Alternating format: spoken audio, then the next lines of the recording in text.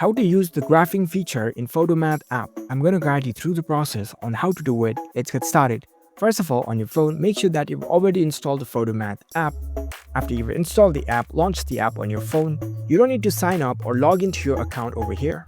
When you launch the app, it will directly open up the camera. From here, you can easily scan the math problems that you want to solve. In order to use the graphing feature, first of all, you need to solve the equation first. So find the equation that you want to solve. I have a few equations over here. I'll scan it through the camera. While you scan the problem, make sure the problem is within the frame. After that, you can capture this. And there you go. It will instantly come up with the solutions. In order to use the graphing feature, if you scroll down, here you can see different solving steps. If you scroll down further, over here you can see this graph a linear equation using the slope-intercept form. So it will allow you to use the graphing feature over here. But the thing is, it will require the premium subscriptions as it is only available in the PhotoMath Plus. So if you tap on it,